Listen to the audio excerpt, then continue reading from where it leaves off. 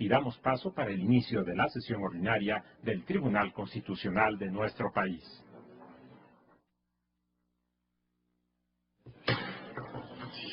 Se abre la sesión. Señor secretario, sírvase a dar cuenta con los asuntos del día.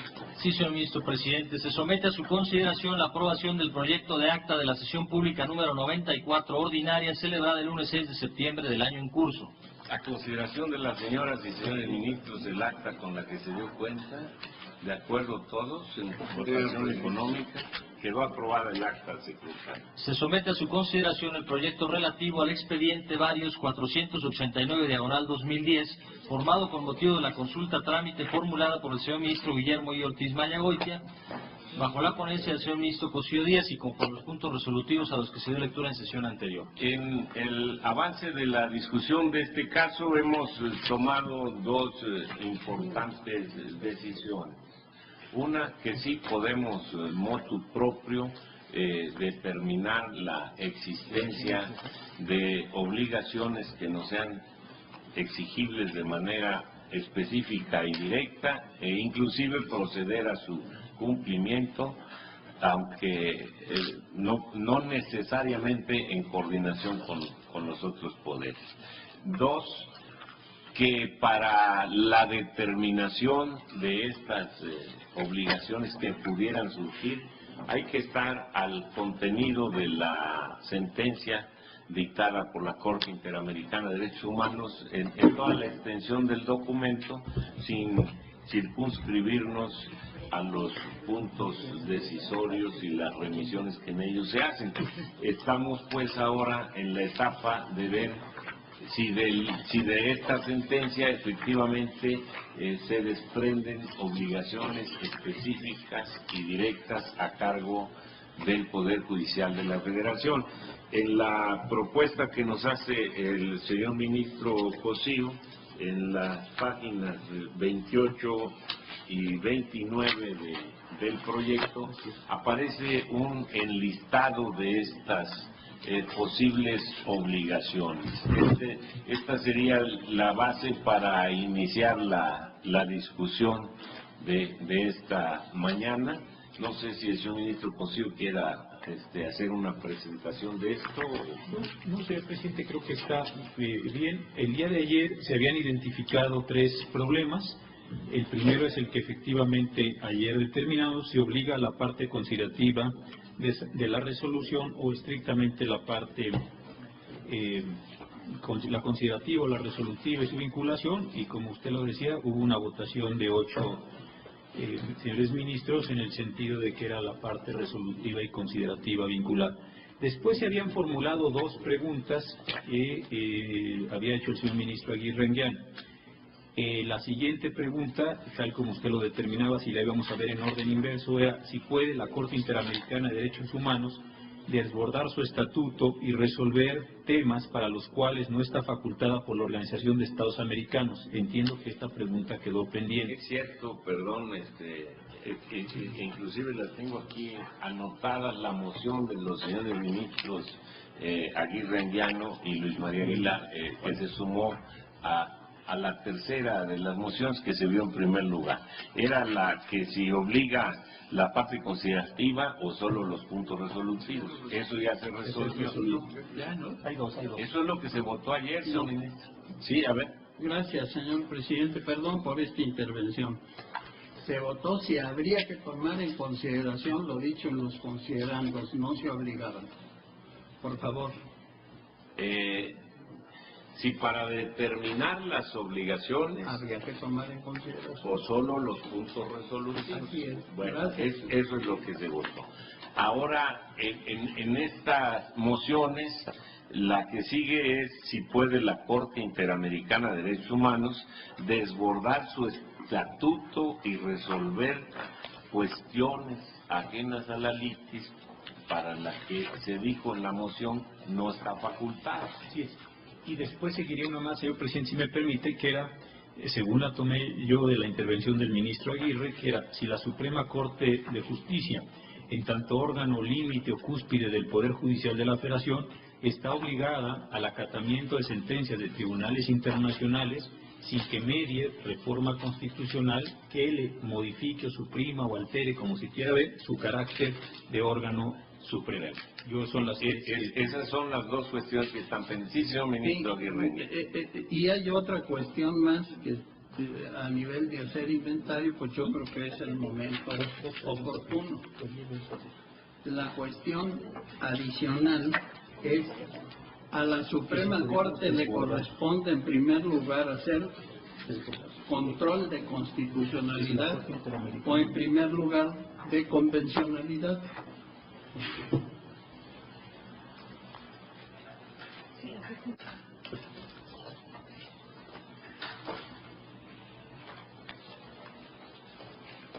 Bueno, tomo nota de esta, es una cuestión hacer control de constitucionalidad o en primer lugar hacer cuestión de convencionalidad, así la plantea el señor ministro. Pero entonces lo que pongo a discusión en este momento es si puede la Corte Interamericana de Derechos Humanos desbordar su estatuto y resolver cuestiones para las que no está facultada. Señor ministro, posible. Gracias, señor presidente. Ya que están identificadas estas preguntas que, insisto, formulaba el día de ayer el señor ministro Aguirre, entiendo que él planteó el tema simplemente para identificarlo, no tanto para... En ese momento no se dieron mayores argumentos. Yo entiendo a la pregunta que él hace, que si puede la Corte desbordar su estatuto, pues evidentemente la respuesta es no. Ningún tribunal podría, ni ningún órgano del Estado, en términos modernos, podría ir más allá de lo que dispone en sus normas competenciales. Pero, y creo que el ministro Aguirre no lo identificó porque en ese momento de su intervención no era necesario hacerlo, simplemente estaba fijando el tema.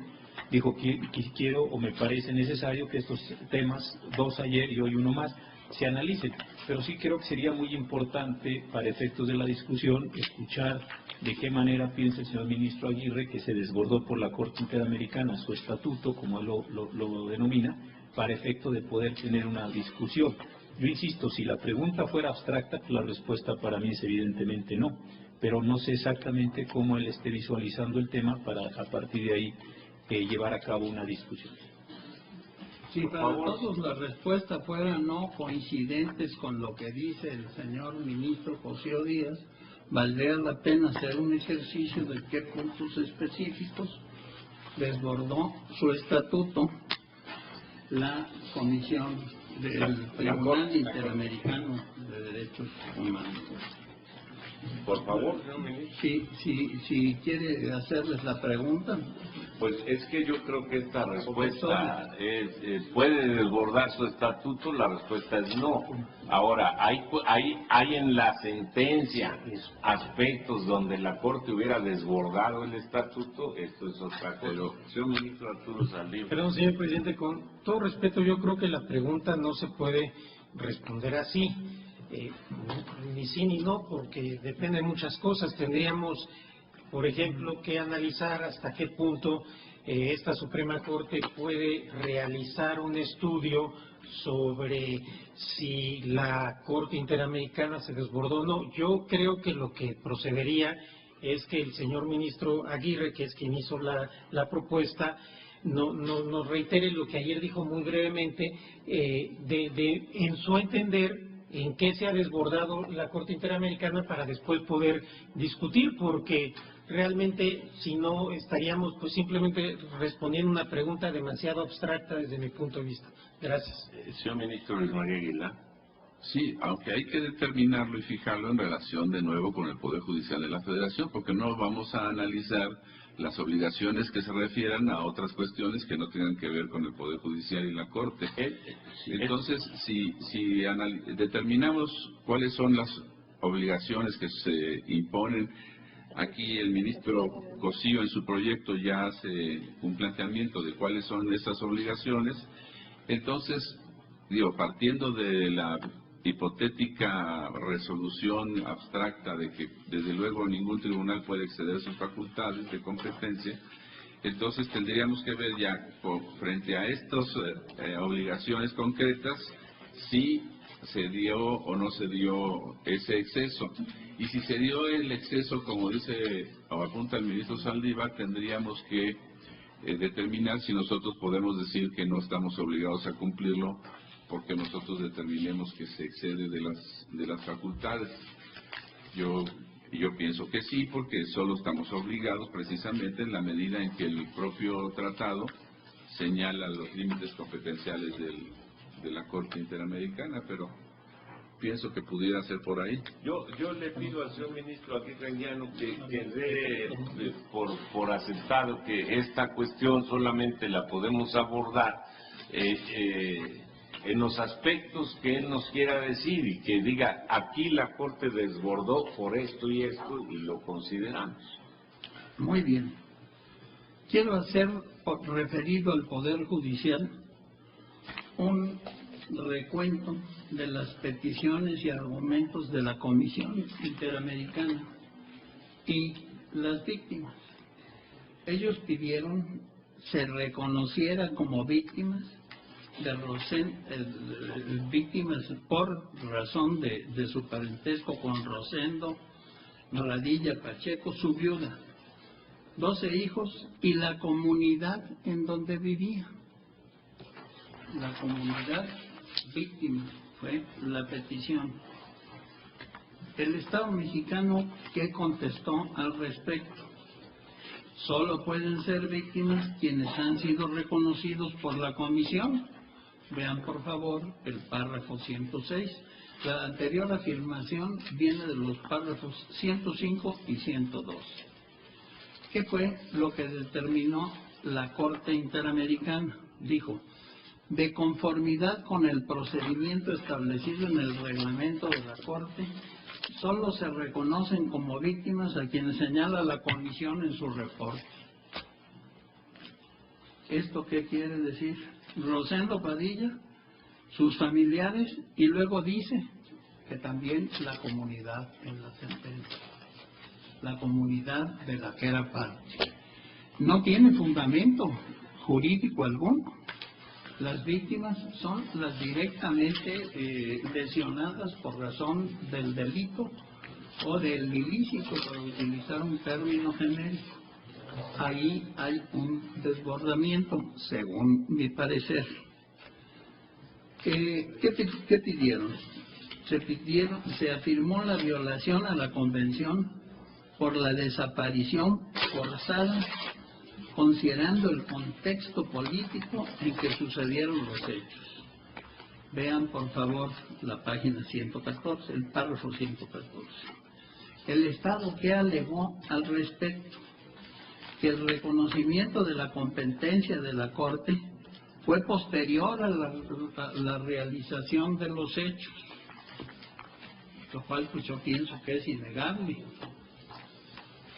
Y la competencia del tribunal se reconoció, si mal no recuerdo, en 1999.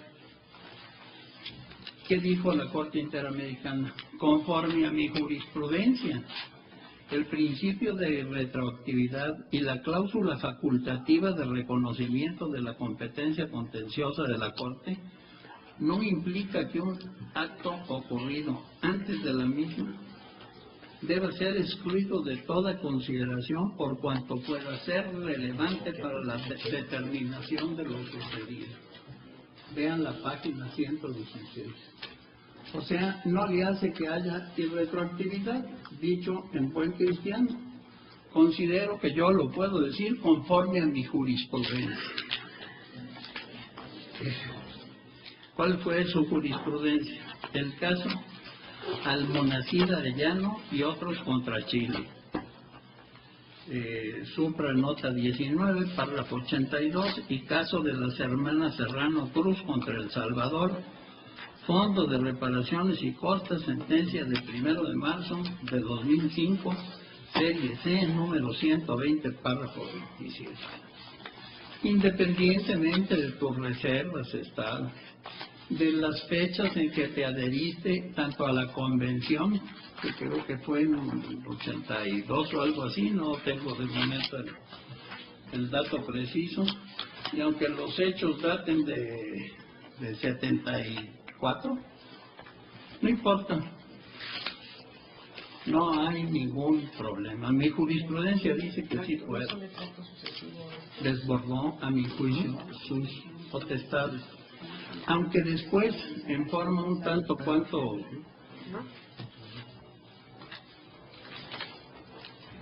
descoordinada o incoordinada, diga, lo que pasa es que la desaparición forzosa se comete mediante el tracto sucesivo hasta que no aparezca. Y por tanto hay presencia delictual hasta que no aparezca. 100 años, pues hasta que no aparezca. Bueno, muy bien. Continúo. Reconocimiento, pidieron la comisión y las víctimas, de la responsabilidad del Estado de haber privado ilegalmente de la libertad y de no haberlo puesto a disposición del juez competente, violando al reconocimiento la personalidad jurídica y violación del artículo 7º de la Convención en relación con los artículos 2 romano y 11 romano de la Convención Interamericana, páginas 147 y 148. Nada dijo al respecto el Estado mexicano. ¿Y qué dijo la Corte Interamericana? La desaparición forzada de la cual es víctima la realizaron agentes militares. Véase el párrafo 158. Y 5.2.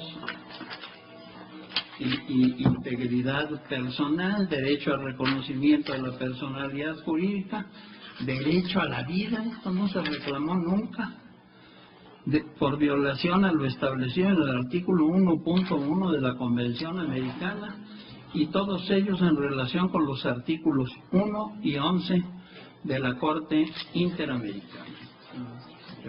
Esto es, se pide una cosa, se fundamenta otra y se condena en otra diferente. Yo veo en esto incongruencias y desbordes. Reconocimiento y la comisión, reconocimiento de la responsabilidad del Estado por la violación del derecho a la integridad personal de los 12 hijos del señor Rosendo Padilla Pacheco.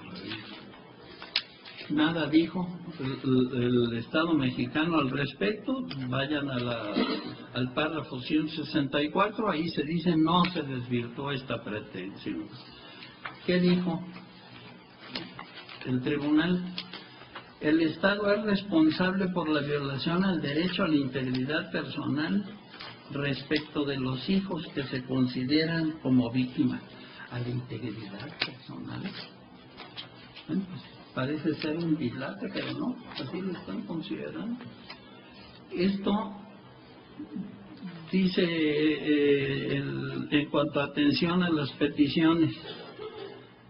El artículo 5.1 y 5.2 de la Convención en relación al artículo 1.1 de la misma. ¿Se cumplió esta petición o se cumplió? Se da un fundamento cuando menos extraño. Otra petición, reconocimiento de la responsabilidad del Estado por falta de protección a los testigos. Eso dice la Comisión, párrafo 223. Y también reconocimiento a la falta de sensibilidad de trato hacia sobrevivientes y familiares al momento de realizar diligencias ministeriales. Falta de sensibilidad. El Estado mexicano ni contestó eso, ¿verdad? ¿Qué dijo el tribunal? Los alegatos de los representantes no aluden a una situación directamente referida con la investigación llevada a cabo en relación con la desaparición forzada del señor Padilla Pacheco y que por otro lado indican una supuesta situación que implica varios sobrevivientes y familiares sin precisar un eventual escenario respecto a la investigación de los hechos en el caso concreto. En consecuencia, el tribunal no se pronunciará al respecto y los fines indemnizatorios que piden no les hacen caso. Vean el párrafo 225. el reconocimiento por parte del Estado del deficiente impulso de las investigaciones. Es párrafo 226 y 234. El Estado no controvirtió en particular estos puntos. Párrafo 231. ¿Qué dijo la comisión? La investigación no está siendo realizada en forma seria, efectiva y exhaustiva. Lo atiende, pero hay una afirmación que tiene el tribunal en el sentido de que ya no tiene más datos, de que los asuntos datan de 74, que no puede llevar adelante las investigaciones, no le dicen diligencia alguna que practicar. Investiga y que aparezca rápido. Que los tribunales, que todos estén expeditos a llevar adelante la investigación hasta que aparezca rápido el señor Radilla. Y después, como si esto fuera posible, mucho después dicen por ahí en otros párrafos, o que aparezcan sus restos. Pero demuestra que estás investigando exhaustivamente y de fijo, y el Estado mexicano dice, ya realicé todas las investigaciones que pude.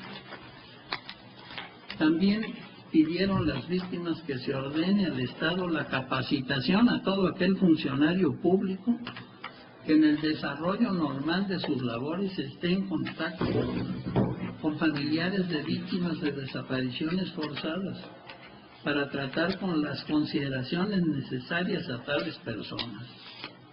Ver párrafo 345 de la sentencia. ¿Qué dijo el Estado mexicano? Esto no se especifica qué respuesta debe de dar el Estado, posiblemente dentro de los rubros donde se allanó haya que ver algo al respecto. Luego, ¿qué se dice? Por la Corte Interamericana, esta ordena que sin perjuicio de los programas de capacitación para funcionarios públicos en materia de derechos humanos que ya existan en México, el Estado deberá implementar en un plazo razonable los distintos programas que se mencionan en la sentencia. Vamos a ver luego cuáles son esos. Después, ¿qué dice? ¿Qué pide la comisión? La publicación de la sentencia de modo tal que la población en general esté informada de la resolución dictada por la Corte y sus alcances. Ver el párrafo 348 y 350 de la sentencia. ¿Qué hizo el Estado mexicano? Se allanó.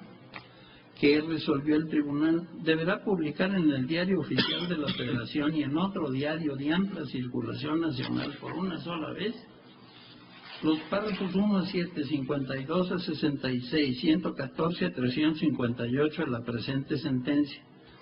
Adicionalmente, el presente fallo deberá publicarse íntegramente en el sitio web oficial de la Procuraduría General de la República y estar disponible durante un periodo de 1 año para realizar las publicaciones en los periódicos y en el Internet. Se fijan los plazos de 6 y 2 meses respectivamente, contados a partir de la notificación de la presente sentencia. Aparentemente esto sí se atendió con diligencia. Después, ¿qué se dice?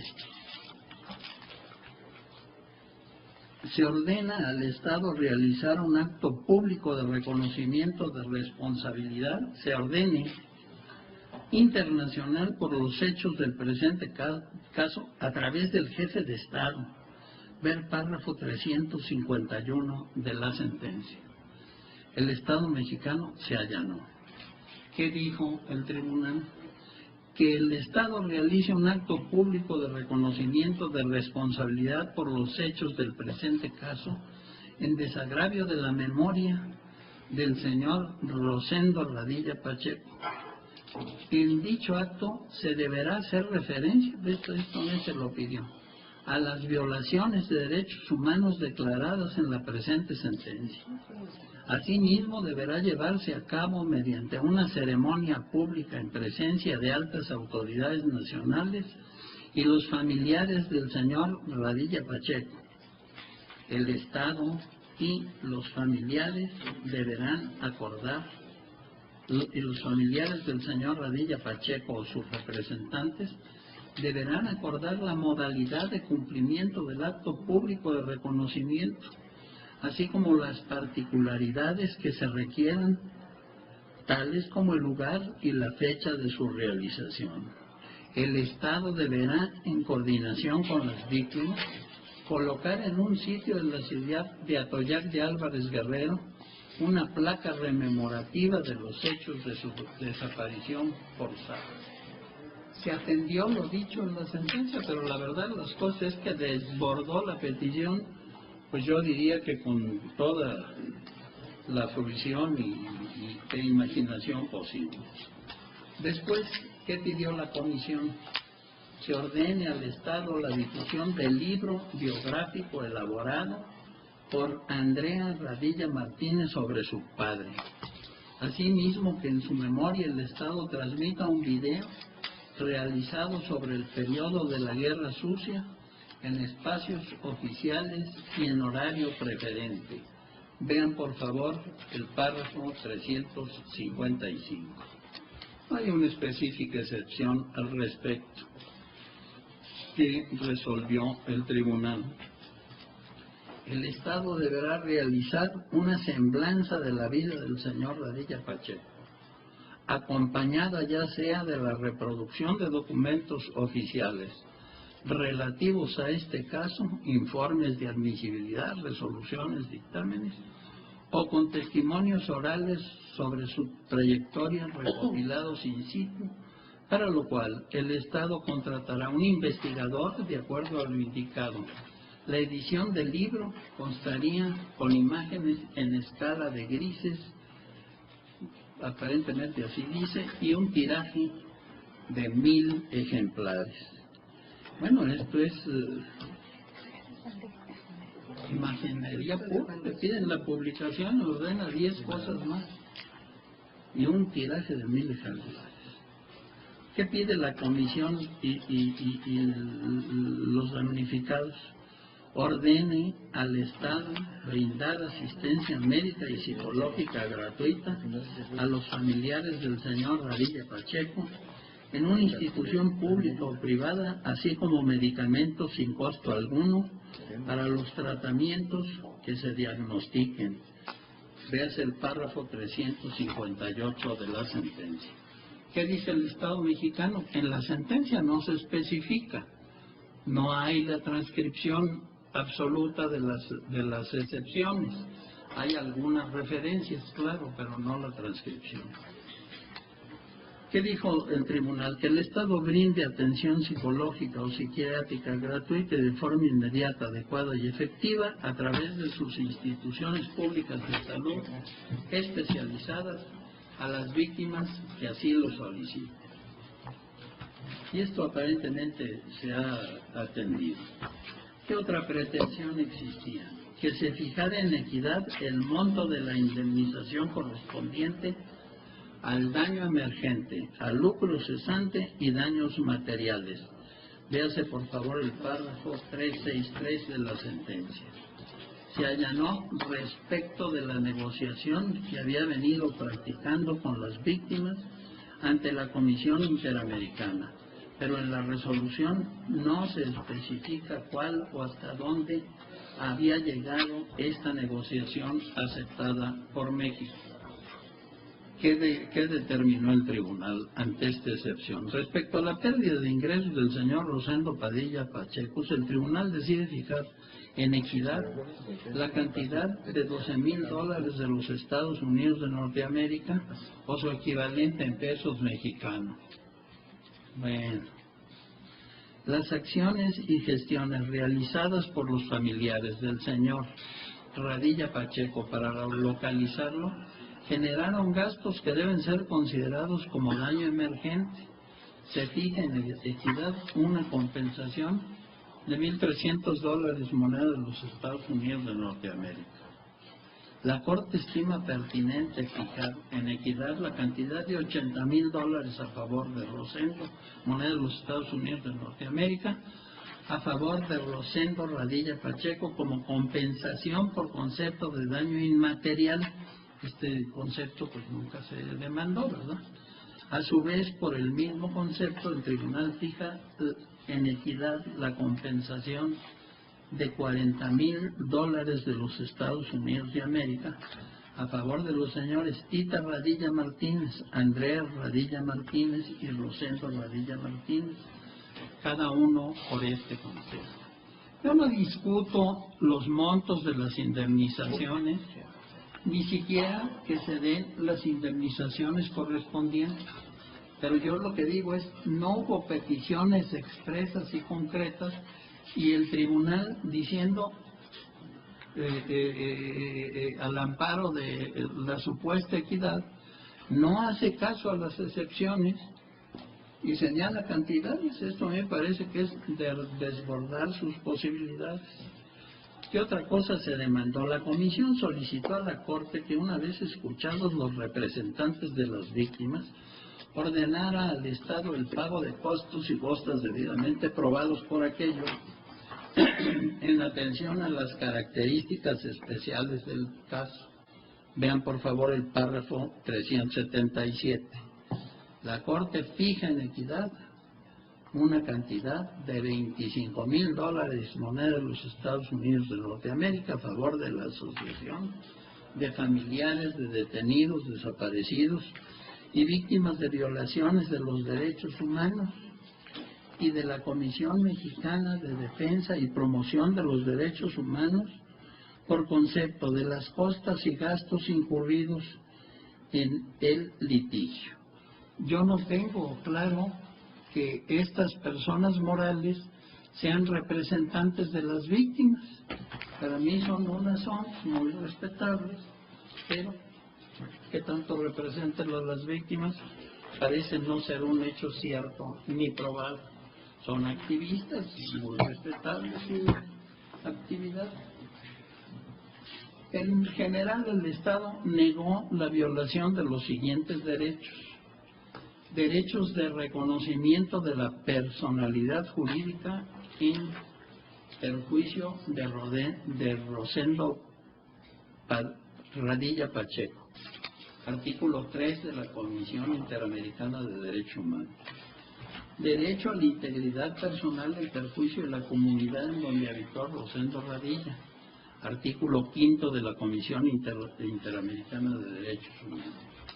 Libertad de pensamiento y expresión en perjuicio de los familiares, artículo 13 de la Comisión Interamericana de Derechos Humanos. Deber de adoptar disposiciones de derecho interno por lo que hace a la Convención Interamericana de Derechos Humanos, artículo 2 de la Comisión Interamericana de Derechos Humanos. Como vieron, sin contemplación alguna, se desentendieron estas excepciones. Pero lo más grave de todo es lo siguiente, y voy concretamente al tema reserva hecha por el Estado mexicano respecto al contenido del artículo 13 constitucional, hecha desde luego en el tratado correspondiente, que hace respecto a estas excepciones preliminares el tribunal. Decir, pues fíjense, mexicanos, con la mala suerte que tienen de que su reserva, no le hago ningún caso, no es válida su reserva.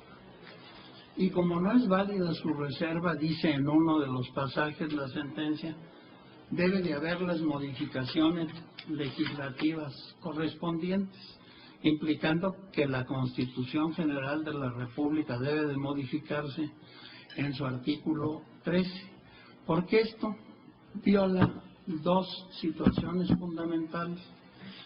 Primero, la práctica consensuada internacionalmente que remite a los militares al fuero común cuando no se trate de delitos típicamente castrenses. Y segundo, violenta la jurisprudencia de este mismo tribunal y por tanto tu reserva no vale. Y bajo este expediente, finalmente, obliga a que se interprete la ley correspondiente, la Constitución, en la forma que sea tingente con la práctica internacional que invoca y con su jurisprudencia. Pero eso sí, obliga al Poder Legislativo a modificar el texto del artículo 57 de la ley del ejército, no sé qué cosa. Poco le faltó para ordenar que se modificara la Constitución, pero para mí lo que es el desborde más radical, absoluto, y pienso yo que inaceptable, que hace la Corte, es desechar la reserva expresa. Para adherirme a este tratado, dejo en paz y a salvo el derecho interno por lo que ve a tal situación propia de mi Constitución. El motivo determinante de mi voluntad es que tú vas a respetar mi reserva.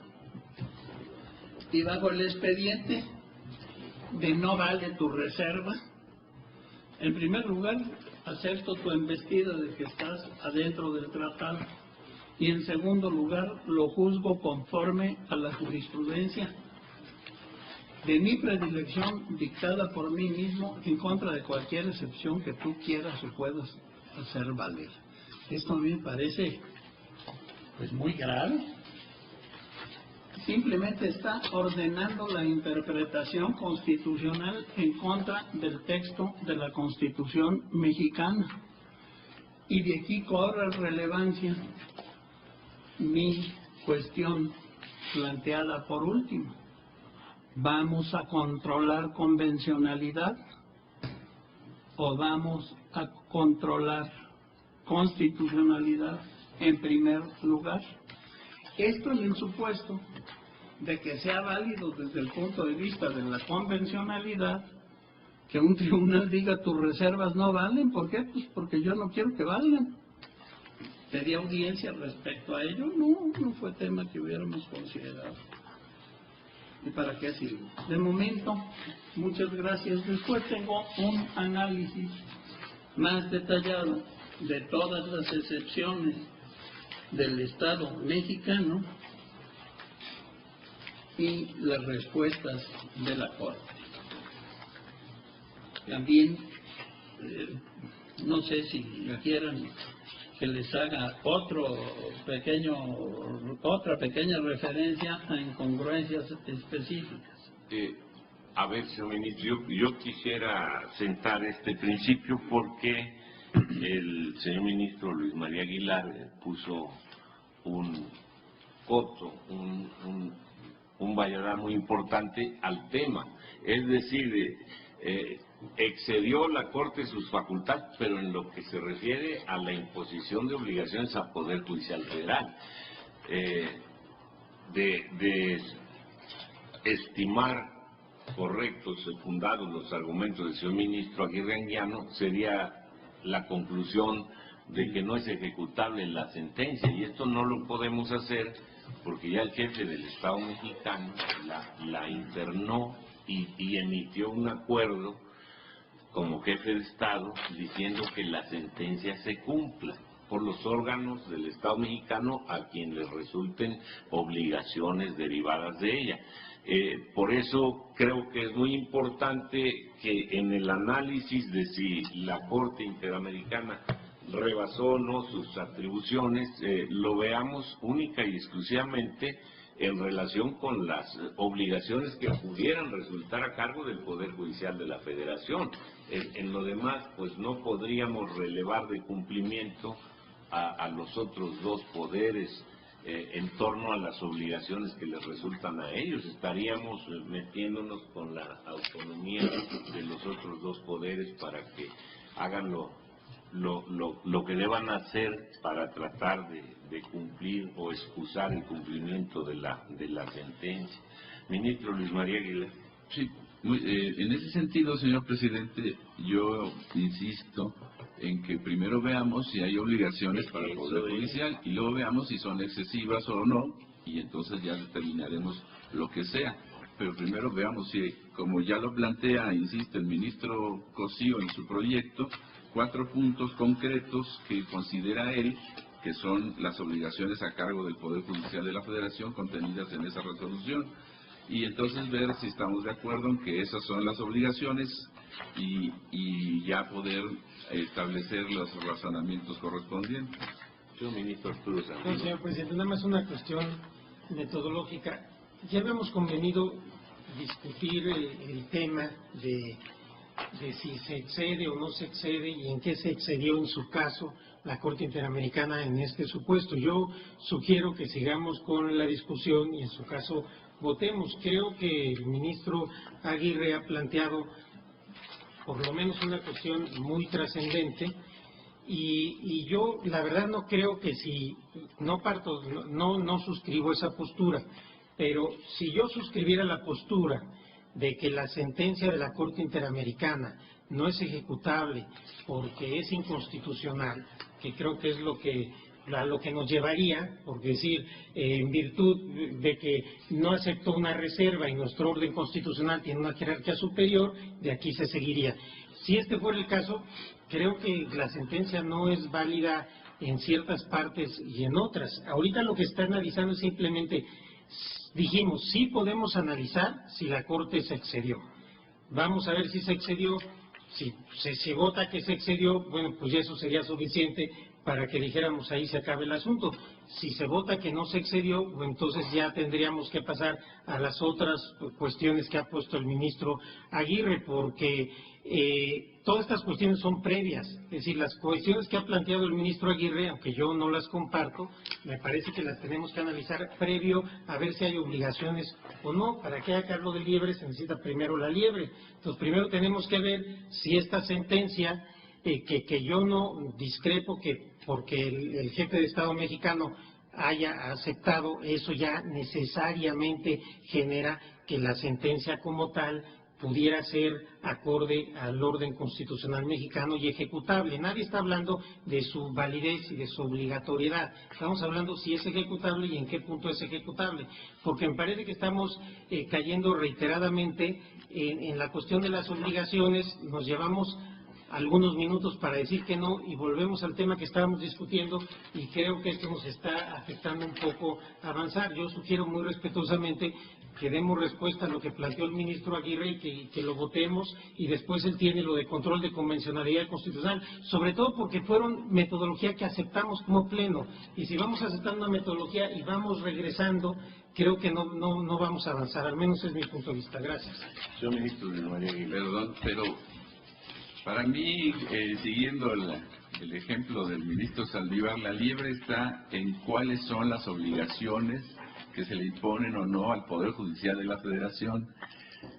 Si determináramos que no hay obligaciones al Poder Judicial de la Federación, no tiene caso de determinar su calificativo de si son exorbitantes o no.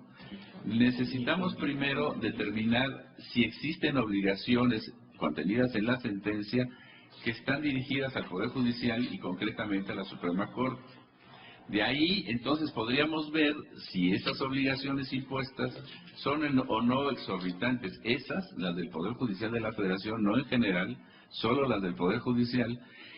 Y desde mi punto de vista, no en relación con que violen o no la Constitución mexicana. Desde mi punto de vista, la exorbitancia estaría en relación con las propias disposiciones de la Convención de San José, en cuanto que determina la propia Convención de San José los límites competenciales y los efectos de las resoluciones de la Corte Interamericana, sin meternos para mí, si la Constitución o no es, o es constitucional o inconstitucional esta sentencia, no, si es conforme o no con el Pacto de San José, pero primero tendríamos, insisto, que ver si existen obligaciones. Si no existen obligaciones, pues ya no podríamos ni siquiera determinar si son o no exorbitantes. Señor Ministro Silva Mesa. Gracias. Yo creo que estamos abriendo unos frentes de muy amplia discusión, definitivamente muy amplia discusión que tal vez sea necesaria, pero uno de ellos debe ser determinar constitucionalmente el lugar que tiene la Convención Americana. A partir de ahí, ¿qué lugar tiene? ¿Es derecho interno? ¿Qué lugar tiene? Nos llevaría a abrir el tema de discusión de la jerarquía de las normas o la jerarquía de los tratados en materia a la luz de esta sentencia. Pareciera que hasta allá nos está llevando el tema, para advertir qué lugar tiene la Convención y a partir de ahí la sentencia y a partir de ahí las obligaciones, porque aquí se han formulado unas expresiones que pues ameritan definitivamente estudio. Habría que ver si es cierto o no que México hizo reserva en la Convención Americana en relación al foro militar. Yo creo que no lo hizo. No hay esa reserva de la que se dice, no hay.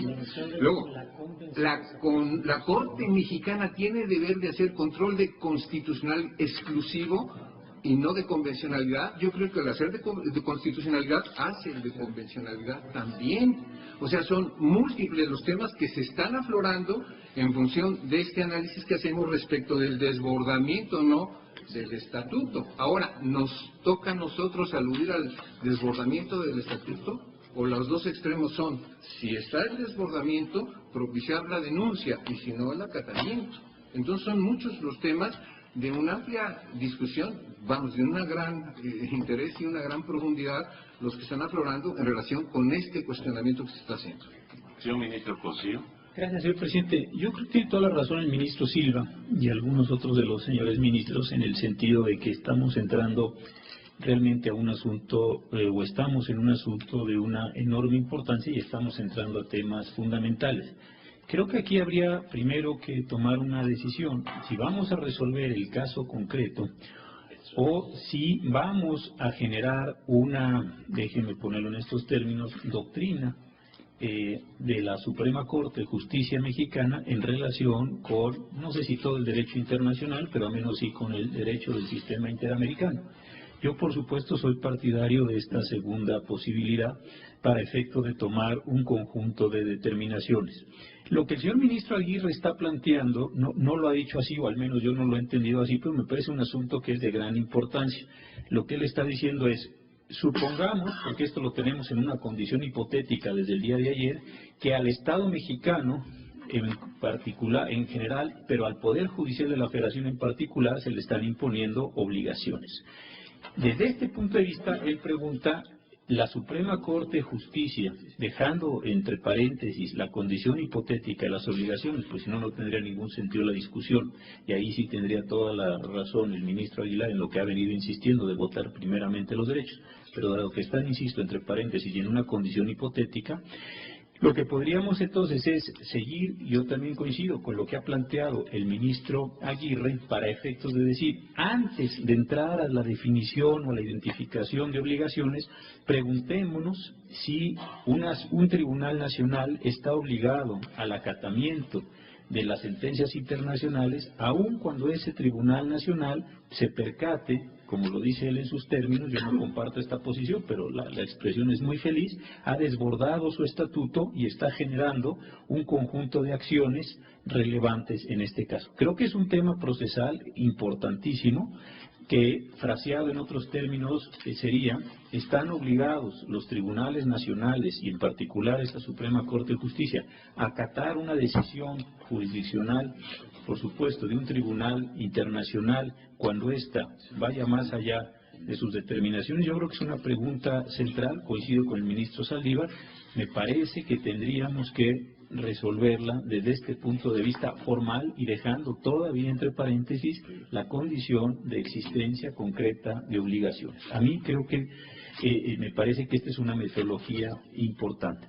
La otra cosa que creo que vale mucho la pena es, si es un asunto tan importante, si es la primera resolución, están medidas provisionales, tuvimos la de Jorge Castañeda, algunas otras, pero es la primera sentencia de condena a México y no existe una ley específica o normatividad específica de recepción, salvo lo que se establece en la Ley de Responsabilidad Patrimonial en el artículo 2, precisamente para reparaciones. Creo que sí vale la pena que a la discusión le demos el aire suficiente y necesario para ir generando esta doctrina y saber cómo en futuras ocasiones en las que el Estado mexicano en general y el Poder Judicial en particular sea condenado, nos vamos a enfrentar con este tipo de temas. Por supuesto, resolver el caso concreto, la consulta, lo podemos sacar relativamente pronto bajo un sistema de votación. Pero creo que vale la pena orear los temas, ir tomando determinaciones y en su momento ir generando las tesis para saber cómo nos vamos a enfrentar ante estas cuestiones. Este sería mi planteamiento metodológico, partiendo, insisto, del hecho, y ahí sí tiene toda la razón el ministro Aguilar, de que las obligaciones están encorchetadas porque no las hemos terminado de resolver, en tanto estamos analizando temas previos que sí significan un pronunciamiento de gran importancia por parte de esta Corte. Señor ministro Luis María Aguilar. Yo no estoy de acuerdo con el ministro Silva Mesa de que tengamos que pronunciarnos y discutir si tiene validez o no el tratado. Yo creo que eso va implícito y nadie lo ha discutido. Eso no está en discusión. Yo entiendo que el tratado tiene la validez desde el momento en que lo aceptó México por los canales adecuados, se reconoció en los procesos constitucionales establecidos para ello. Y porque entonces el ministro Cosío dice que hay que señalar cuál es el caso concreto y al mismo tiempo sugiere que hagamos un pronunciamiento de doctrina general sobre el cumplimiento de las sentencias de la Corte Interamericana. Limitándonos al caso concreto, lo que tenemos que ver es si en este caso concreto la Corte Interamericana de Derechos Humanos, primero, impuso obligaciones al Poder Judicial de la Federación y si esas obligaciones, conforme a la Convención de San José, que desde luego reconoce el Estado mexicano, son o no parte de la competencia de la Corte Interamericana. Y desde luego no nos correspondería a nosotros, suponiendo que no estuviéramos de acuerdo con la validez del tratado, que no veo que sea tema a discutir, que fuéramos nosotros quienes lo denunciáramos, porque no nos toca hacer ese tipo de denuncias cuando eso es parte del Estado mexicano a través del Ejecutivo que lo representa. Por eso yo insisto en que sometiéndonos y limitándonos al caso concreto, veamos cuáles son las obligaciones que se nos imponen y si son o no exorbitantes frente a la convención que le da origen, que la sustenta, que es la que le da competencia a la Corte Interamericana. Y en ese orden podemos llegar a determinar cuáles son esas obligaciones, si están o no dentro del ámbito de competencia de la Corte, y luego, si fuera necesario, entonces estableceríamos si son o no atentatorias, por ejemplo, de la independencia del Poder Judicial, pero eso podríamos no llegar a adentrarnos en ese tema. Señor ministro Silva Mesa. Gracias. Para una aclaración, sí, efectivamente, yo no, tal vez no lo expresé bien, pero no hago referencia a la validez del tratado, sino a su lugar constitucional, formando parte o no, y en qué lugar del derecho positivo mexicano. Esa es la situación, en tanto ver y determinar cuál es el rango, porque si tiene rango constitucional para algunos o no lo tienen por debajo, en fin, las consecuencias serían otras, pero ya estarían dentro del derecho positivo mexicano. Gracias. Aquí yo haría un comentario. Uno es el tratado y otra es la sentencia. Es decir, tenemos criterios sobre la jerarquía de los tratados, pero no de una sentencia en donde expresamente se condena al Estado mexicano. Señoras y señores ministros, el cauce que está tomando el asunto definitivamente resulta muy interesante, pero esto, si se va a abordar la generación de esta doctrina judicial en torno al cumplimiento de sentencias de la Corte Interamericana y no exclusivamente el análisis si de estas sentencias derivan obligaciones para el Poder Judicial Federal y si estas obligaciones son o no exigibles constitucionalmente, pues va a resultar un documento muy valioso, pero creo que no lo podríamos resolver aquí sobre las rodillas inclusive en una serie de sesiones. Vamos, las preguntas son de tal profundidad que hace falta un análisis mucho más amplio. Entonces sí creo que debemos determinar, si nos ceñimos a la pregunta, la sentencia le establece obligaciones directas y específicas al Poder Judicial de la Federación. Si la respuesta es afirmativa y decimos son A, B, C y D, en el análisis concreto de estas obligaciones podemos ver si la Corte rebasó o no sus potestades o si las obligaciones que impone son congruentes con nuestro orden constitucional interno, porque ahí hay otro problema. Creo que el camino docto de doctrina judicial, desde luego, es el más importante y creo que es el que nuestra nación requiere, porque, como lo ha dicho el señor ministro Cosío, no tenemos normas específicas que nos den un cauce claro. Pero el día 15 habrá que rendir un informe de cumplimiento, no es un informe a cargo nuestro, y 15 de diciembre, sí, perdón, 15 de diciembre. Hay muchas manos levantadas para aclaración, don Juan Silva, luego la ministra Luna Ramos y luego la ministra Sánchez Cordero. Por favor. Gracias. Es efectivamente aclaración en cuanto a la no confusión de la convención con la sentencia, y esto lo hago en razón a criterios propiamente de esta Suprema Corte respecto de su presencia ya como derecho positivo mexicano y de necesaria invocación como fundamentación y motivación por parte de las autoridades mexicanas. Ya estos temas, convención y sentencia como tal, se ha dicho, o sea, las sentencias pronunciadas por los órganos de garantía creados por aquellas, o sea, las convenciones, entiéndase la sentencia, ya tiene esta obligatoriedad. Y también, en este sentido, habremos de decir que la interpretación última del alcance de la sentencia no se da por la Corte Mexicana conforme a la Convención, es la propia Convención en función de la aclaración de que se pide o se debe haber pedido dentro de los 90 días, pero es la que da los extremos de esa aclaración conforme a la Convención. Ministra Luna Ramos. Gracias, señor presidente. Yo volvería a las preguntas iniciales que usted había marcado desde la sesión anterior.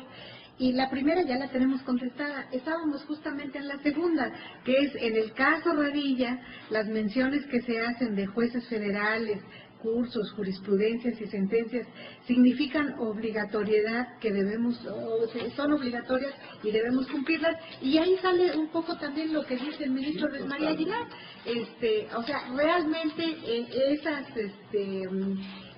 esas determinaciones constituyen una obligación para el Poder Judicial. Yo creo que se parte de esta misma pregunta y continuaríamos con lo que ya está, la metodología que ya usted había planteado desde las sesiones anteriores para darle más orden. Ahora, en el momento en que se determine si de veras hay una obligatoriedad por parte de ellas, bueno, pues ya entraremos a determinar si son cumplibles o no por el Poder Judicial. Señora ministra Sánchez Cordero. En el mismo sentido, volviendo a los temas originales y lo que usted acaba de decir, porque la primera pregunta que yo me hice en la intervención del señor ministro Aguirre es si la Suprema Corte de Justicia de la Nación es competente para hacer un planteamiento de que si la Corte Interamericana desbordó o no sus facultades. Ese sería el primer cuestionamiento. Claro, el tema es sumamente interesante, es muy importante, podrá construirse una doctrina judicial, pero bueno, yo creo que tendremos que volver, lo que acaba de decir la ministra Luna, al planteamiento original, ¿verdad? Y ir resolviendo las preguntas que nos hicimos desde el principio, enfocándolas realmente a las obligaciones del Poder Judicial en relación a esta sentencia. Recordemos también, señores ministros, señora ministra, que la Corte Interamericana ya había, que la Comisión Interamericana ya había hecho recomendaciones al Estado mexicano. El Estado mexicano, al no acatar las recomendaciones, en este caso de la Comisión Interamericana, lo elevó a nivel contencioso a la Corte Interamericana. Entonces también habríamos que, si nos vamos a hacer cargo de todo, pues tenemos muchos temas. Entonces, yo creo que volvamos al planteamiento original, lo que acaba de decir la ministra y lo que acaba de decir nuestro presidente. Señor ministro Aguirre Anguiano. Todo indica que por una finta de algunos de mis compañeros, validada por la presidencia, fui extemporáneo en la manifestación de contradicciones. Lo hice rápido a matacaballo, quisiera hacerlo bien en su oportunidad, entonces espero que se me dé esa oportunidad cuando, conforme a la secuencia de la metodología que se va a aprobar, se discuta el tema. Señor ministro Saldívar. Gracias, señor presidente. Realmente la metodología que usted establezca para mí está bien y lo importante es avanzar. Simplemente llamo la atención en una cuestión.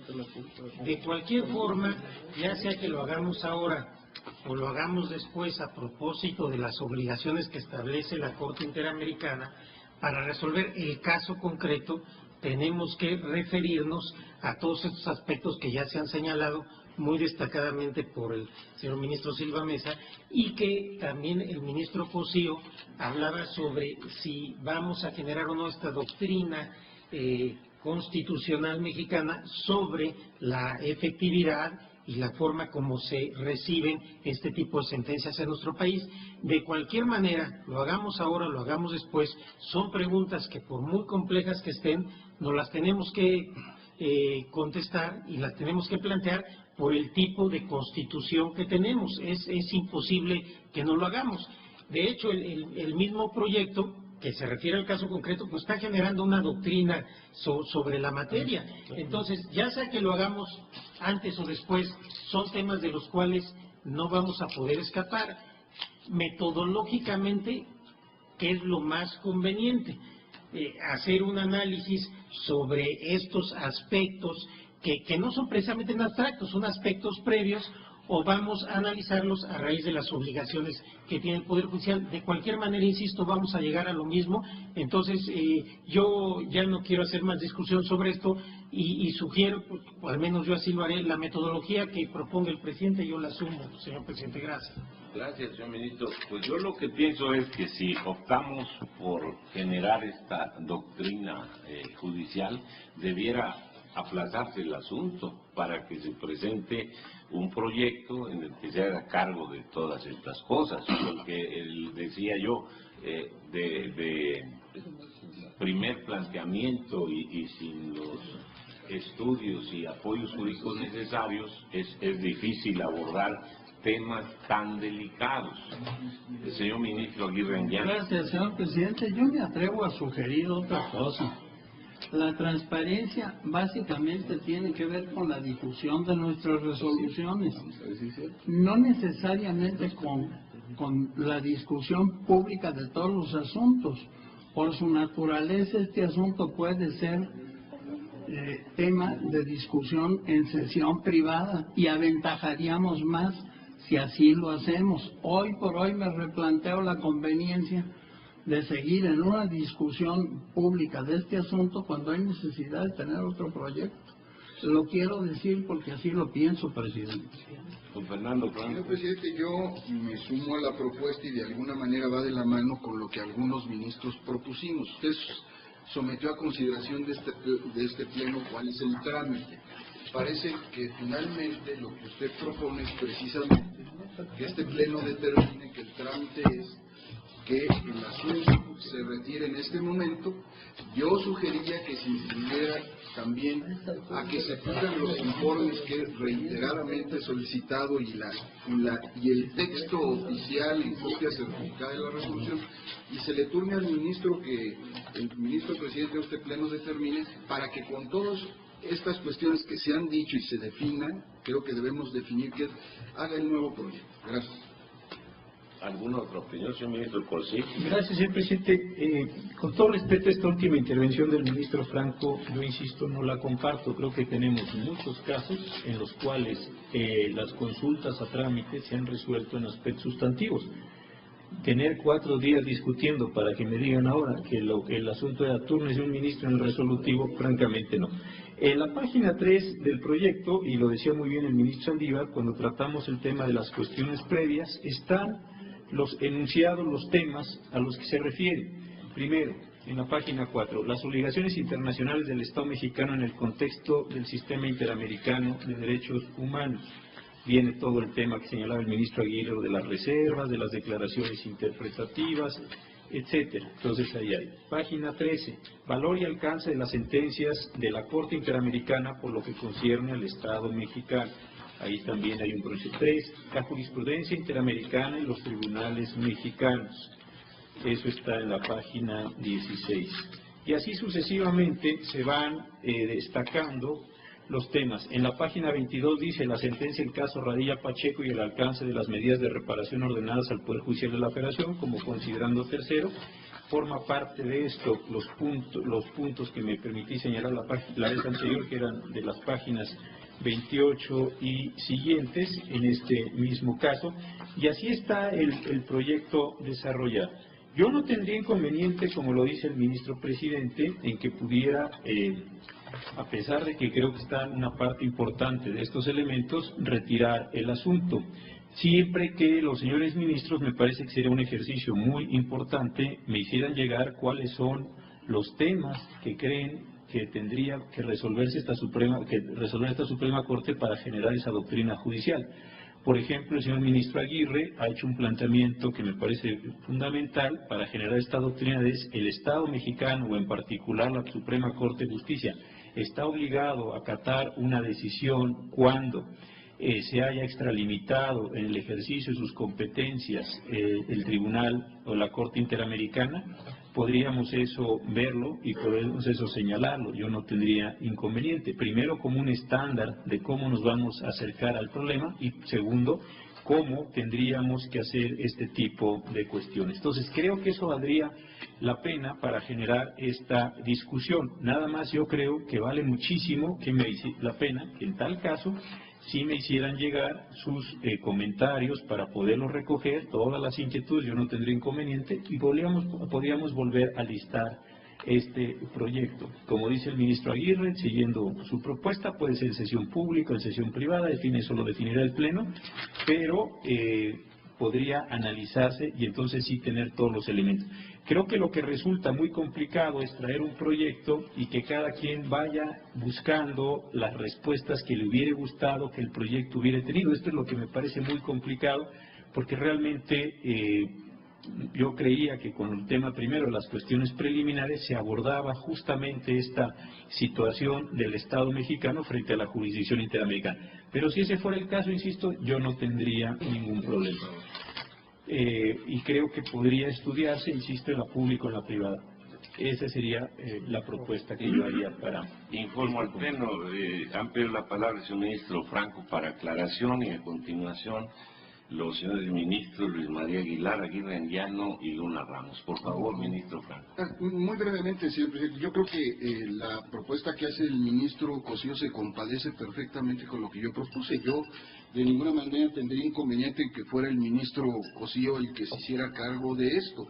Va exactamente en la misma línea. Yo propuse que ahorita delineemos cuáles son los contenidos que debe tener, que es precisamente lo que él planteó, para que se presente el nuevo proyecto. Y si la decisión del Pleno es que esto se haga con la participación de todos los demás ministros, me parece muy bien. Gracias. Señor ministro Luis María Aguilar.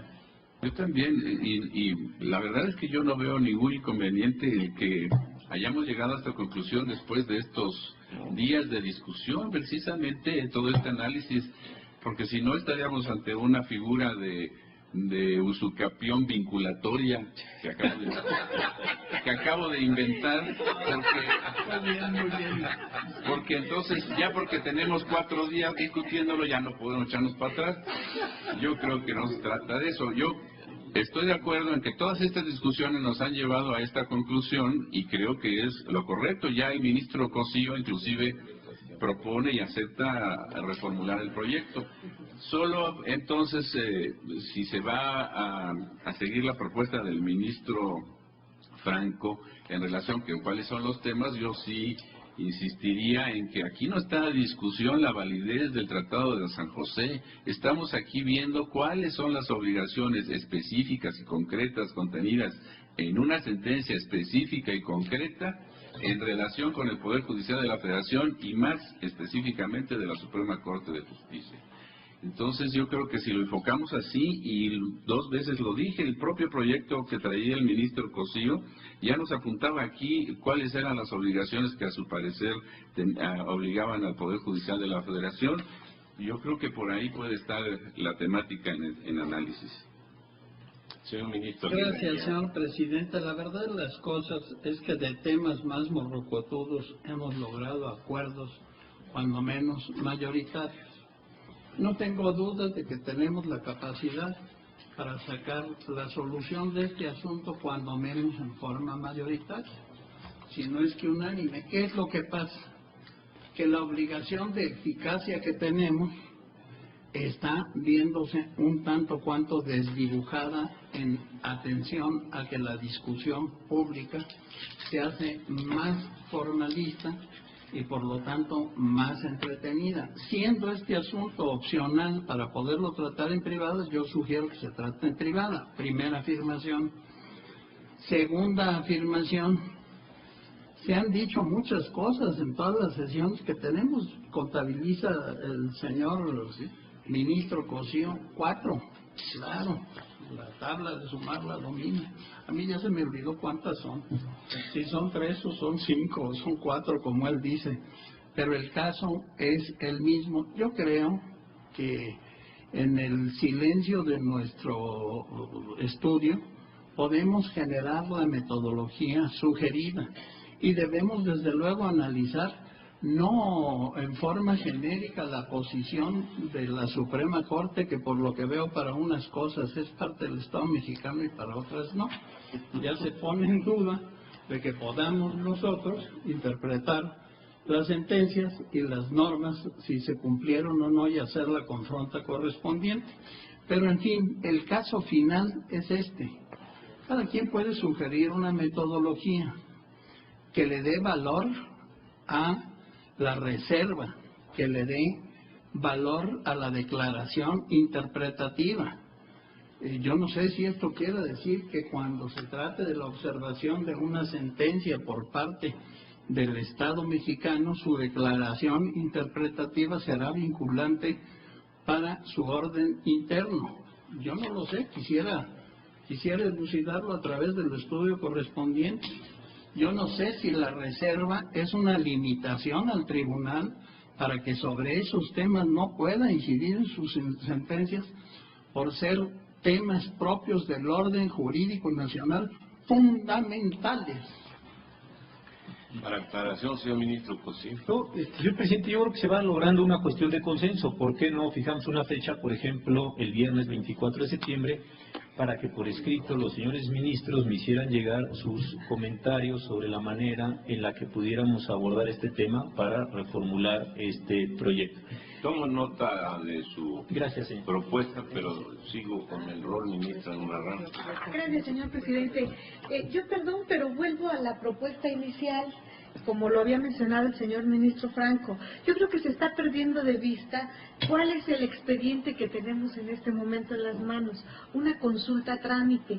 Yo les había leído la discusión de este pleno en la última consulta a trámite que tuvimos.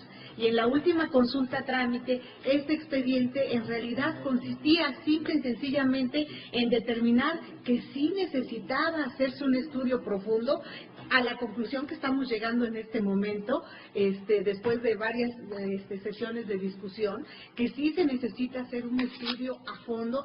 Yo había alabado el proyecto del señor ministro Cosío, que había ido un poco más allá de lo que es una simple consulta a trámite y había tratado de dar incluso algunas soluciones.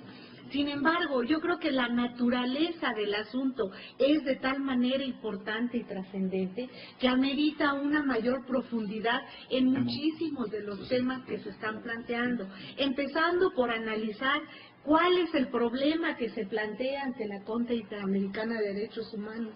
Este problema se da en función de una resolución que en un momento dado se emite por un tribunal colegiado, en el que el tribunal colegiado dice que este no es un problema que pueda plantearse en fuero común porque es de fuero militar, atendiendo a lo establecido por el artículo 13 constitucional.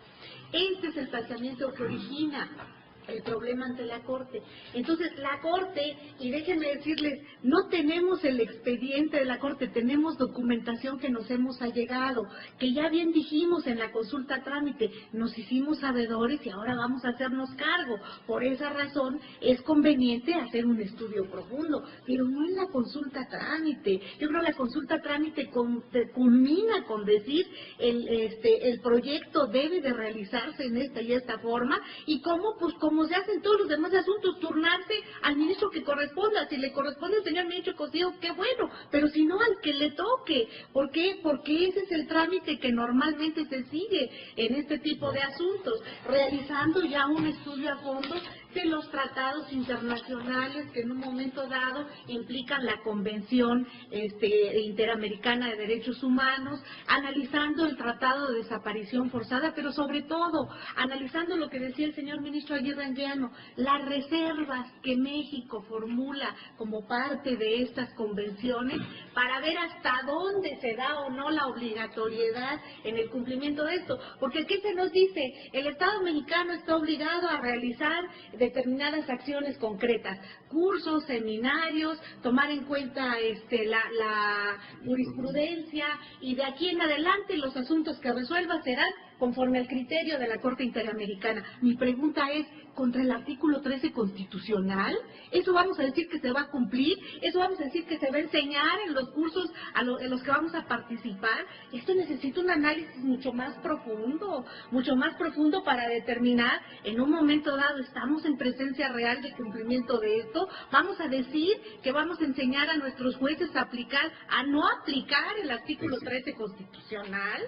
Yo creo que no podemos en este momento discutir algo que no está hecho, que no está formulado, que yo creo que fue un magnífico intento del señor ministro Cosío, el que yo reconozco y alabo, que fue más allá de lo que es la consulta a trámite, pero yo creo que lo que tenemos que determinar es cuál es la consulta a trámite, dónde se acaba, e iniciar el trámite correspondiente a través del expediente, en donde se analicen todo este tipo de cuestiones y se determine en un momento dado la obligatoriedad de la sentencia, si ya fue cosa juzgada, qué implicaba en todo caso la interpretación que se establece en el propio reglamento de la Corte Interamericana. ¿Qué nos dice la Convención de Viena sobre los tratados en situaciones como esta, cuando no se toma en consideración una reserva como lo hizo la Corte Interamericana? Entonces yo creo que los puntos a tratar son muchísimos todavía.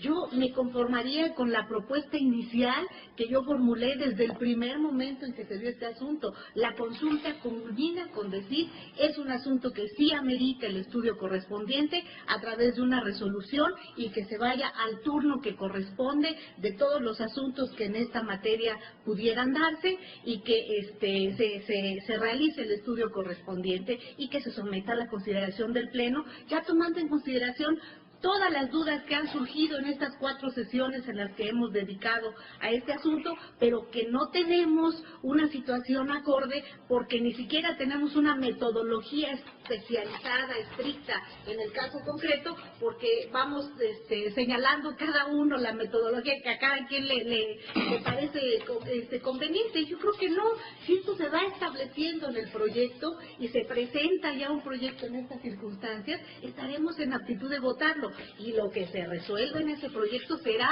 el inicio de la doctrina constitucional que establezca esta Suprema Corte en materia de cumplimientos de sentencias de cortes internacionales, pero no con el afán de que hagamos nosotros la doctrina. No, la doctrina se va construyendo con nuestras resoluciones, y este va a ser el inicio de esta doctrina, pero yo creo que necesitamos un estudio mucho más profundo y traer el expediente, pero es la información que dice el señor ministro Franco. Nada más de lo que hemos estado tratando de obtener. Miren, esta es la contestación a la demanda del Estado mexicano. Esto es. Y aquí estamos viendo una serie de cuestiones que se dijeron respecto de las reservas de esos 2 tratados. Entonces, el comparativo entre esto y lo que se dijo en la propia sentencia, solo lo vamos a tener cuando se analice de manera pormenorizada cada uno de estos aspectos. En mi opinión, debe de darse por concluida la consulta, con el que el asunto debe de turnarse al ministro que corresponda, no sé a quién, a lo mejor le toca otra vez al ministro Cosío, qué bueno, porque además lleva mucho trabajo adelantado, pero al que le corresponda ya en un proyecto en el que se esté analizando pormenorizadamente todos los temas que han surgido en estas discusiones. Gracias, señor presidente.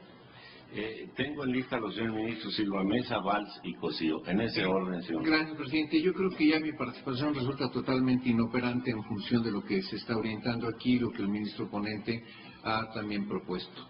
Yo tenía otra propuesta que era a partir de mantener el proyecto, pero en fin, esta situación ha sido superada. Señor ministro Valls. Gracias, señor presidente. Coincido con lo que ha manifestado la señora ministra Luna Ramos. Considero que la consulta a trámite planteada por la presidencia de esta Suprema Corte ya está satisfecha.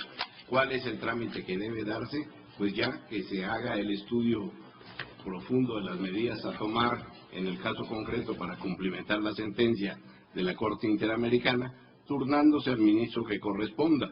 Yo creo que la consulta a trámite como tal ya está satisfecha y resuelta. Gracias, señor ministro. Gracias, presidente. En el asunto consulta expediente varios 670/2006-PL, que se resolvió el 22 de junio del 2009 bajo la ponencia de la señora ministra Luna Ramos, habiendo votado la señora ministra Luna Ramos en contra de este asunto y habiendo votado varios de los señores ministros evidentemente a favor de este asunto, se resolvió así aquella consulta a trámite que hizo el ministro Azuela. Resolutivo primero, queda resuelta la consulta formulada por el ministro Azuela Huitrón, entonces presidente de la Suprema Corte de Justicia y del Consejo de la Judicatura, a que se refiere el resultando primero de esta sentencia, en relación con el tema relativo al pago de derechos por la prestación del servicio público de agua potable en el Distrito Federal.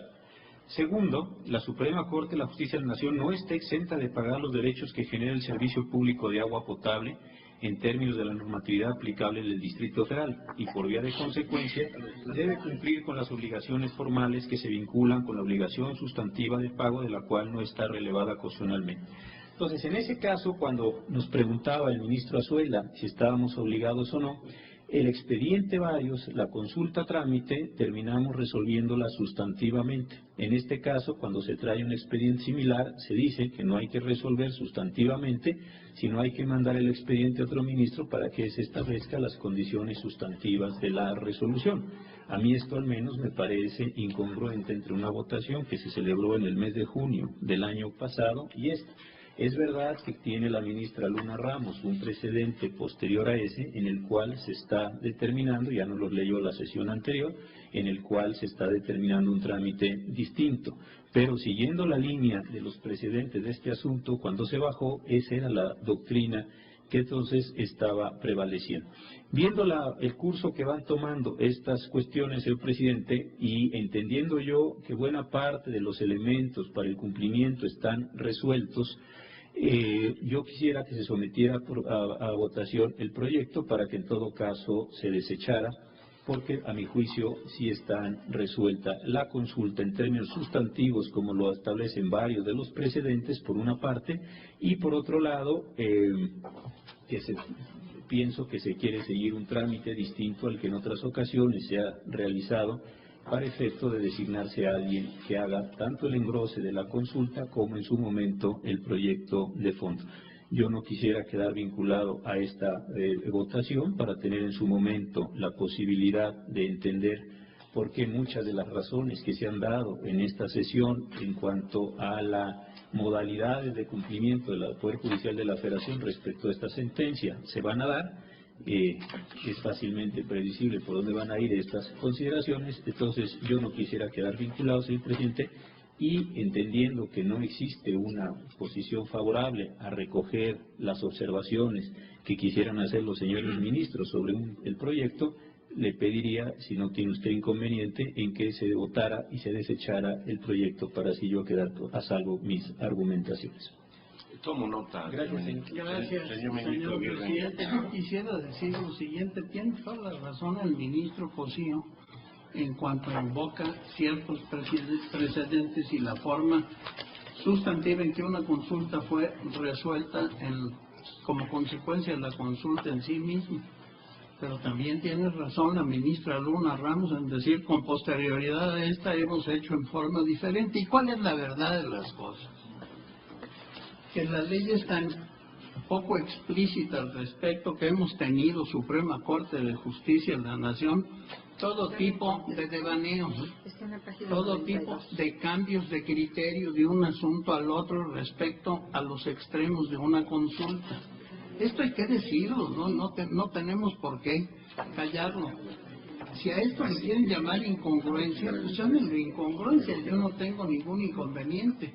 Para mí es ser congruentes con la visualización que en un momento y circunstancias determinadas tuvo un asunto.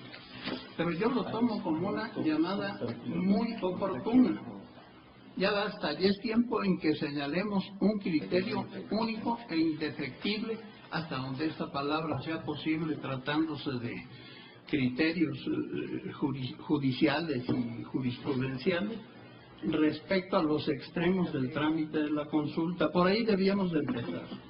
Yo estoy de acuerdo con esto. Ahora, el hecho de que por una especie de desatino que yo entiendo es muy humano tenerlo cuando después de 4 sesiones no hemos aventajado, según yo, un ápice y según el ponente hemos aventajado en puntos sustanciales y relevantísimos respecto a este asunto. No es mi parecer, desde luego.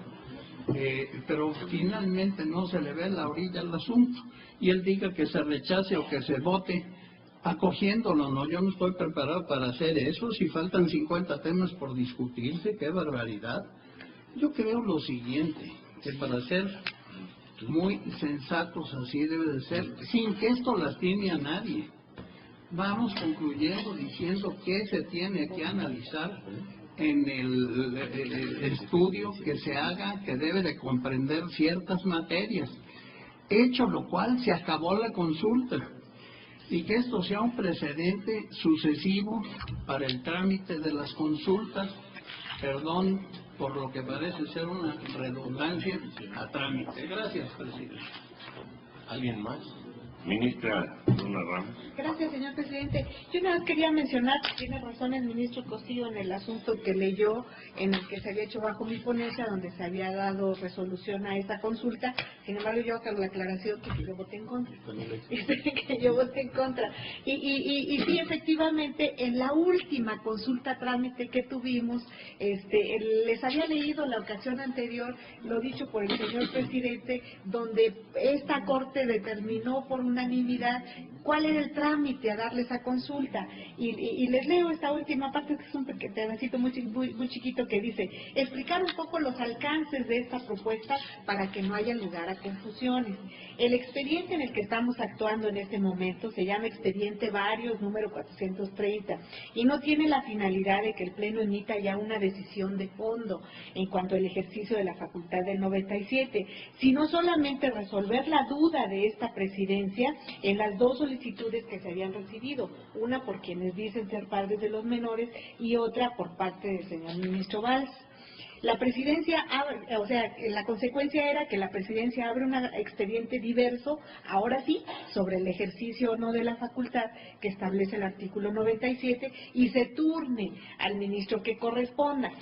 ¿Qué sucede en todo esto? Bueno, que a lo mejor en aquella ocasión el Pleno había determinado, yo voté en contra con la aclaración, había determinado que sí se pudiera llevar a cabo la consulta porque quizás el tema no era tan complejo y se podría llegar a dar respuesta. Sin embargo, aquí yo creo que el ministro Cosío quiso darle respuesta de una vez a todo. Él hizo un proyecto muy completo. Sin embargo, de la discusión que sucede, pues surgen una serie de interrogantes y de problemas. Entonces, bueno, pues se llega a la conclusión de que la consulta trámite no puede resolver el problema completo. Entonces, la consulta trámite se queda en el problema formal de un turno para una discusión posterior y un proyecto posterior. Y ahí, si el ministro Cosío lo que pretende es que se vote su proyecto, ahí lo único que tendríamos que decir es que se excedió a lo que correspondía a la consulta a trámite, que basta con que se determine qué es lo que se va a hacer, en este caso es el turno al ministro que corresponda y la elaboración del proyecto con todos los problemas que ya se han mencionado. Señor Ministro Franco. Señor Presidente, gracias. Muy brevemente, porque yo creo que ya estamos en una condición de que el señor Presidente ponga a consideración de este Pleno la solución. Me parece que, con todo respeto, no debemos complicar esto con la parte de establecer reglas para las solicitudes. Me parece que difiere un poco de la expresión del ministro Aguirre, no ha habido devaneos ni cambios de criterio. Creo que la consulta a trámite precisamente es porque el presidente tiene dudas de qué tratamiento darle a un asunto y lo somete al Pleno, y el Pleno lo aprecia en cada caso y resuelve qué es lo más conveniente, como lo ha venido haciendo. Por lo menos esa es mi visión de esto. Consecuentemente, yo creo que ya ahorita está en condiciones este Pleno de tomar una determinación sobre el asunto. Así es de que respetuosísimamente yo sugiero y yo me adheriría a los planteamientos que formula el presidente para que lo votemos en los términos y con los puntos que él considere convenientes. Gracias. Bien, entonces tenemos dos mociones. Una, la del señor ministro Cosío Díaz, en el sentido de que se ponga a votación su proyecto en los términos en que lo ha presentado, y si queda desechado seguiría un paso por construir. Se ha dicho por la señora ministra Luna Ramos y complementada por el señor ministro Valls que la consulta que yo hice ha sido respondida a lo largo de la discusión de este asunto en estas 4 sesiones, y que la respuesta que se da a la presidencia todavía no escrita, pero se puede entender en los siguientes términos. 1. Esta Suprema Corte de Justicia de la Nación debe hacer una declaración acerca de su posible participación en la ejecución de la sentencia dictada por la Corte Interamericana de Derechos Humanos en el llamado caso Radilla. 2. A efecto de lo anterior, procede devolver los autos a la presidencia a fin de que turne el asunto al ministro que corresponda. 3. El ministro ponente queda facultado para llegarse de oficio toda la documentación que sea necesaria para informar el proyecto correspondiente. 4. Infórmese esta determinación a las Secretarías de Gobernación y de Relaciones Exteriores para su conocimiento. Así entiendo el ministro Uribe. Sí, yo me adhiero a la posición del ministro Cosío por una razón. Esos puntos equivalen a la consulta a hágase el estudio con esa metodología. El estudio ya lo hizo. Simplemente hay personas que no coincidimos con ciertos aspectos del estudio, que se ponga a votación sí, el proyecto en contra o a favor del proyecto. Y luego esta sería la resolución alterna que responde la consulta. Ministro José. Yo creo que lo que dice el ministro Uribe es muy claro, señor presidente. Me parece que el defecto del proyecto, en todo caso, sería que fue mucho más allá de los términos de la consulta del presidente. Y entonces dio respuesta a una serie de cuestiones de carácter sustantivo que, a juicio de la mayoría, debieran observarse en un proyecto que posteriormente se returne. Entonces creo que esta es la razón básica del desechamiento, porque si entráramos otra vez a discutir si las razones son buenas o malas, pues aquí estamos otra vez varios días para que sea verdaderamente la usucapión a la que se refiere el ministro Aguilar. Porque me parece que como no es tan de buena fe, entonces tendríamos que ir al término largo. No de 4, sino de 8 días en la dualidad. Entonces, me parece, simplemente completando su comentario. Creo yo entonces que tendríamos que simplemente, si se excedió la consulta, se desecha el proyecto, y toda vez que efectivamente hay 4 elementos que resolver, pues que el nuevo ponente lo determine, y así creo que con esto se resuelve su tema, señor presidente, por un lado, y por otro lado, deja salvo los elementos de discusión para quienes creemos que tienen que hacer ciertas y tales cosas esta Suprema Corte. Me parece que con eso quedaría resuelto. Y una cosa más que me parece de gran importancia, y esto es sí, quien haga este primer engrose, creo que valdría la pena, que esto que leyó la ministra Luna Ramos, y lo decía muy bien el ministro Aguirre, que tuviéramos que hacer una tesis para decir que efectivamente las consultas a trámite tienen que limitarse a señalar el trámite sin incurrir en la determinación de las cuestiones sustantivas que están siendo consultadas por parte del ministro presidente. Yo creo que valdría la pena inclusive en ese asunto hacer una tesis para que tuviéramos un criterio rector hacia el futuro de cómo nos vamos a orientar en este tipo de casos y no tener estos cambios de criterio que a mi juicio sí los hemos tenido. Creo que con eso se resolvería bastante adecuadamente el tema. Entonces, de manera económica propondría yo la votación de desechar el proyecto en virtud de que el contenido excede el propósito de la consulta. Si esto pasa en esos términos, haré la siguiente propuesta de resolución a la consulta.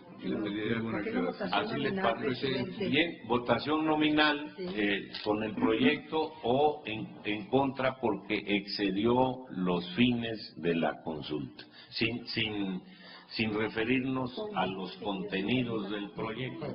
Perfecto. Sí, señor ministro presidente. Señor ministro Aguirre Anguiano. En contra porque a mi juicio excedió los extremos de la consulta. Señor ministro Cosío. Por el proyecto. Señor ministro Luna Ramos. En los términos del ministro Aguirre. Señor ministro Franco González Salas. Señor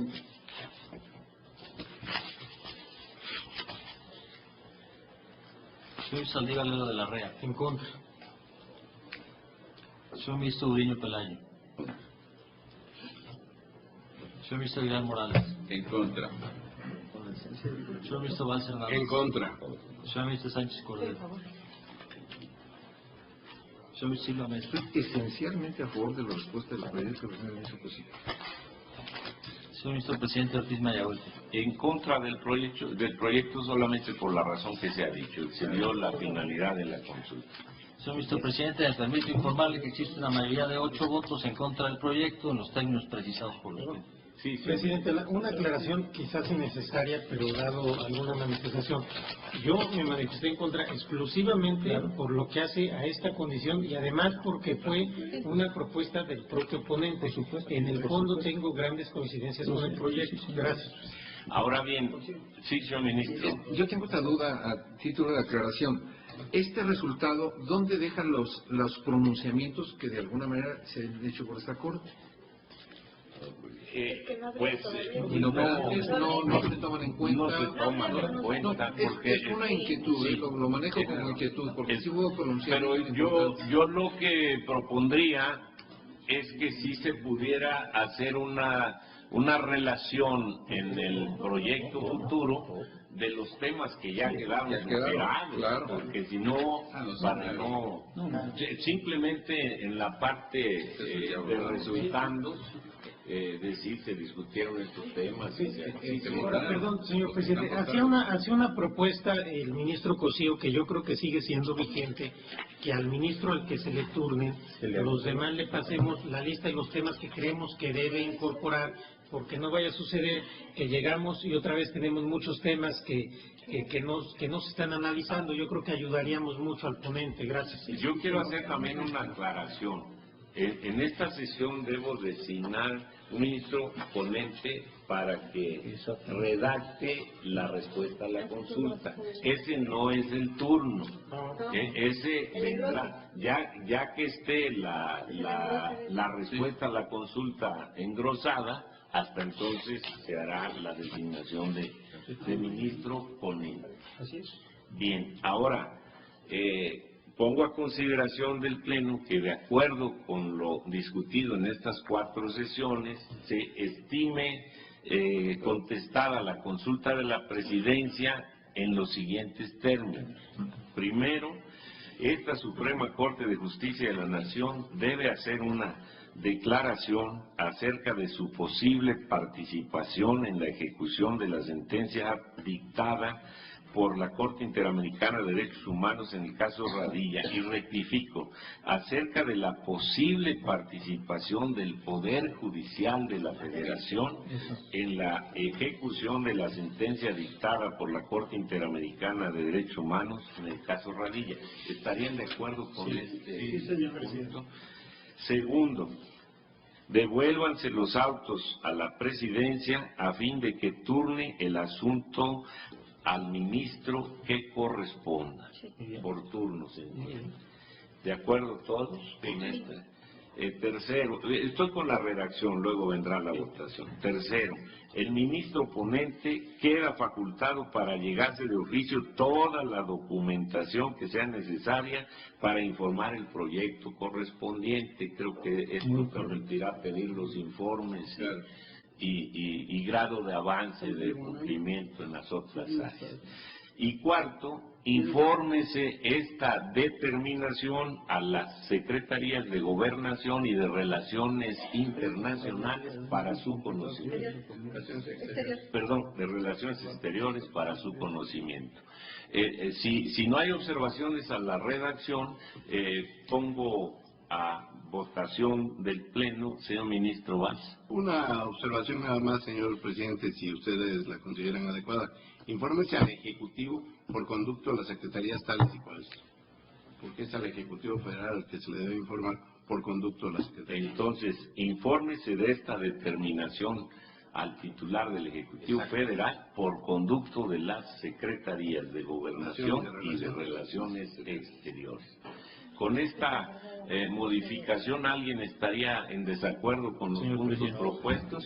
Entonces, de manera económica, les pido voto aprobatorio a estos resolutivos. Informe, señor secretario. Señor ministro presidente, le permito informarle que existe unanimidad de votos a favor de su propuesta. Bueno, declaro resuelta esta consulta en los términos indicados. Finalmente hemos llegado a una conclusión y ahora en lo personal confronto este problema que creo que va a ser común a varios de nosotros. Yo no preparé el estudio del siguiente asunto, veía que les propongo que demos por terminada la sesión pública de este día y los convoco para la que tendrá lugar el jueves próximo a las 11 de la mañana. Muy bien. Muy bien.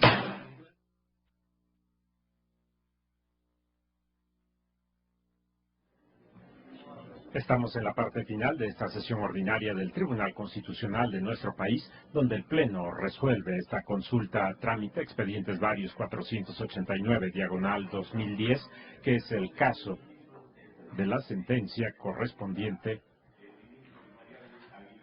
a la Corte Interamericana de Derechos Humanos.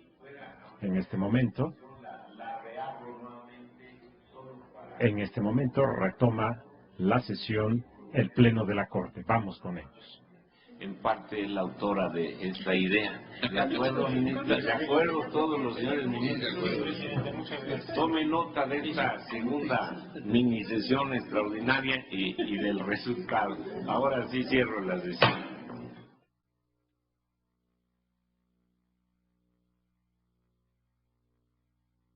Continuamos con ustedes en este momento. Una aclaración, observaciones que el presidente de la Suprema Corte de Justicia de la Nación realiza sobre la resolución de este caso, el caso de Rosendo Radilla Pacheco contra el Estado mexicano. Comentamos a ustedes que esta fue una consulta a trámite, expedientes varios 489/2010, donde el Pleno analiza este caso de la sentencia emitida en el año 2009, en noviembre del año 2009, por la Corte Interamericana de Derechos Humanos, dada a conocer al Estado mexicano el 15 de diciembre del mismo año, y donde se plantean puntos importantes que el Pleno de la Suprema Corte de Justicia de la Nación ha iniciado un estudio al respecto con el planteamiento de esta consulta a trámite que realiza el presidente de la Suprema Corte de Justicia de la Nación, y donde se ha presentado un primer proyecto de esta consulta a trámite que ha sido desechado por exceder del conocimiento de los asuntos que se habían planteado. La extensión, la profundidad de este proyecto fue más allá de lo que se planteaba como base, como sustento de la consulta a trámite. Se desecha en ese sentido por una mayoría de 8 votos y se plantea que ha sido en su momento resuelta esta consulta a trámite y posteriormente se comunicará a otro ministro, se turnará a otro ministro de acuerdo al turno que corresponda en el Pleno de la Suprema Corte de Justicia de la Nación para que se realice el estudio de fondo de esta sentencia y de este asunto Rosendo Radilla Pacheco contra el Estado mexicano. Estos son los elementos que en esta sesión ordinaria se han debatido y se ha llegado a ese resolutivo, el desechamiento y en su momento también el pronunciamiento de que ha sido suficiente el estudio para determinar la consulta a trámite. Se encuentra resuelta la misma y se turna para un siguiente punto, para un siguiente avance en este desarrollo del proceso correspondiente del asunto que hoy ha analizado el Pleno de la Suprema Corte de Justicia de la Nación. Agradecemos a todos ustedes la atención a su programa El Pleno en Vivo, invitándoles para que en punto de las 9 de la noche pueda dar seguimiento a Acceso Directo Noticias. Se despide José de Jesús Cruz y Baja. Mil gracias.